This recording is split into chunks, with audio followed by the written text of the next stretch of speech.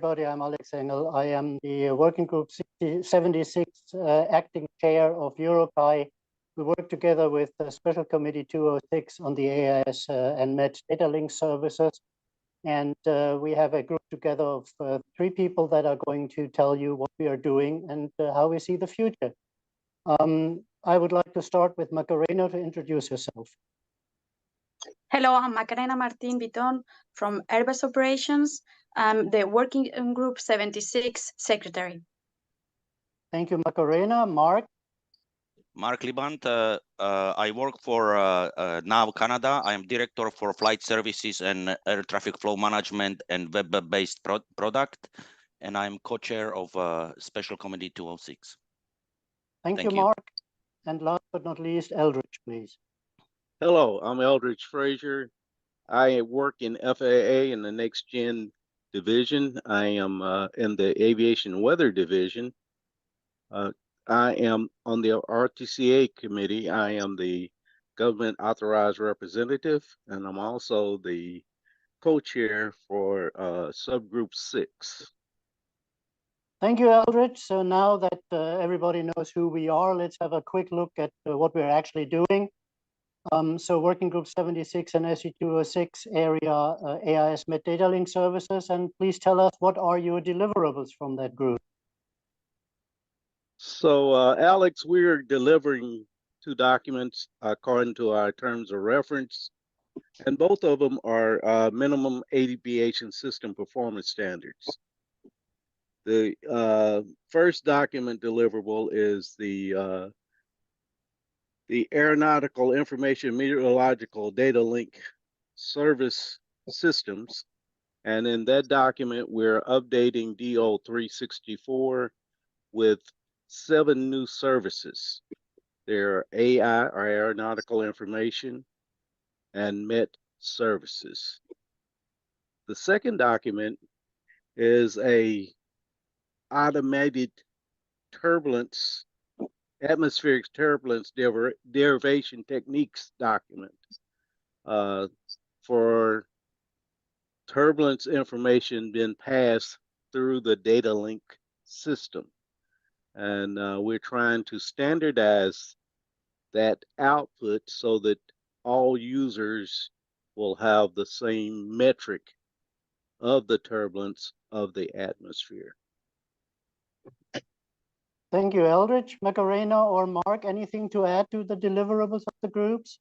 I just say that me as co-chair, I'm looking at for deliverable beyond document. I don't see document, but I see them as ability or we trying to create services that our aviation community can share data much better and offer them better understanding of situational awareness. So I find it very important that that our services are starting to being used. Thank you. Excellent. Thank you very much. And that is actually a very nice lead in for the next question. And that is, why are these standards that you are developing important for our data link implementation and the data link operations? So we are identifying a minimum requirements in terms of performance, safety, and operational terms. So a user that intends to have that information, that data, can connect to the service provider.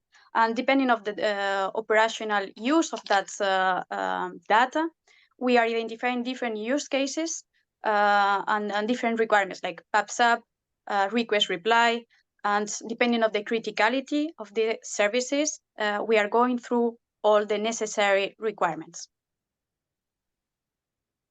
Okay, thank you, Macarena. Anything to add? Because I understand these data link services are also making the link between air and ground. I understand that, Mark, you may have some plans on implementing those, in particular in your environment. Yes, absolutely. And actually, I was gonna kind of rephrase that question. Say, why is data connectivity important for us? And I think it just describe or shows that, you know, for us that connection is important to share data. And sharing data is not only, you know, aircraft to aircraft, ground to aircraft, and you know, aircraft to ground, but also you know, ground to ground. And I speaking from perspective from our organization, and one of my kind of driving forces for standardization of services is because we believe in now Canada that we need to integrate those services into SWIM and really be able to share data, not based on some kind of privileges, but based on need of individual users to use that data in given situation and make appropriate decision based on data we share. So you know, all this connection, whether, you know, should be satellites, you know, all you know, ground to ground, new IPv6, you know, big pipes, that's all like fundamentals for implementation of our services. Thank you.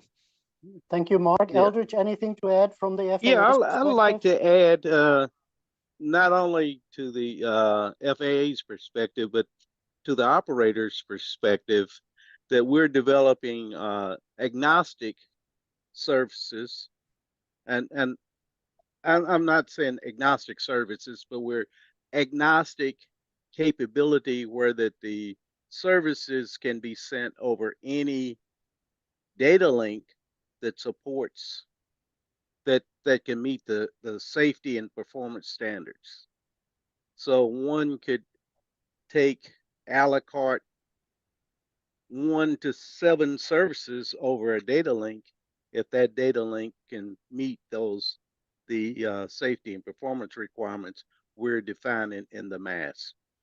And also this capability is going to enable, I think, a benefit to the industry that it will enable them to incorporate these services at minimum costs because they can reference the standards document as their meeting compliance, as the document to meet compliance. So that's really interesting, because what you're saying is that you will provide a whole range of services, and depending on the complexity of the operations, the user can pick and choose. That sounds very promising for the future implementation. And that brings me to my next question. Where do you see this area of expertise or application in the next 5 to 10 years going? So let me take that question first, and then I'll pass it to Eldridge, because I'm sure he has a lot to say about future. That's what I like about him. You know, from my perspective, it's really kind of, in sense, alluded to that. So I really fully expect, you know, these services be well defined, and at least some of them implemented and used operationally. And you know, way I'm looking at it, you know, looking at the satellite technology, you know, coverage is starting to be all over the world, you know, everywhere in oceanic space. You know, integration with SWIM, you know, ATN-B2 for FFI's, you know, information. So all those services and all those ideas, they fit together.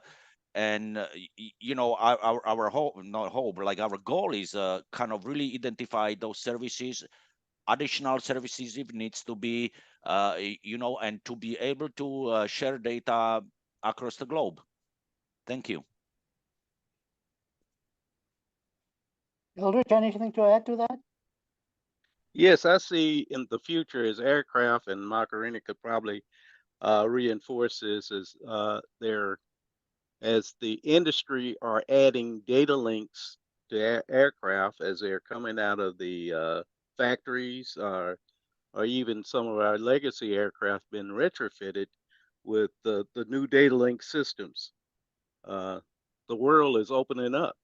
So we're on the cutting edge of being able to provide information to and from the aircraft that is going to be very beneficial to the pilots. And especially now that more and more of the information has been allowed to be used on the EFB, which does not require the complex or the cost to incorporate it into the aircraft avionics. It's going to provide that additional information, and as Mark earlier mentioned about situational awareness, it's going to give users a better situational awareness of what's going on right now or in the near future. Thank you, Agreed. Albert.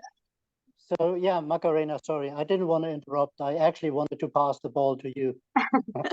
No, I was about to say that I agreed completely with Elrich, and it also is going to allow to the users to get involved on the, or to allow them to make to the collaborative decision making. So since they were going to have better awareness of what is going on their environment, they will facilitate that. And also how I see this future implementation is that it's going to be essential precondition for trajectory-based operations. So this will pave the way to this ultimate goal that we have across the world to perform that.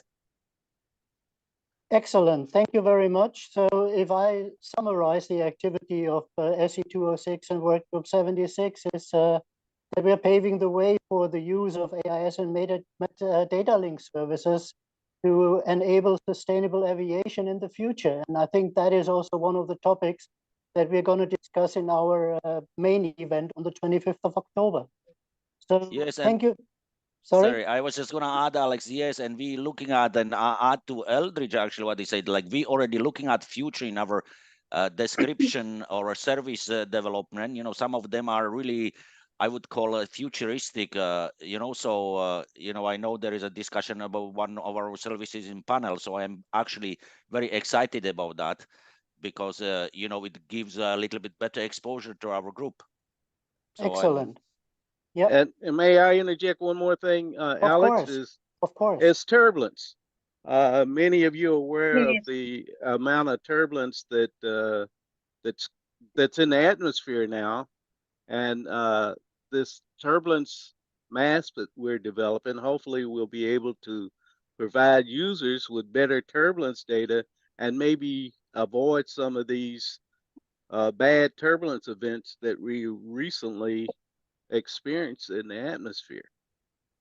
And in a sense, you feed your own work program by providing the turbulence data to be transmitted via the data link services. So that's just a perfect setup. Thank you very much to all three of you. That was a very interesting insight into our activities on the AIS and data link service side. Thank you very much. And yeah, I wish you all the best. Thank you. Thank you. Bye-bye. Thank you. Bye-bye. Thank you.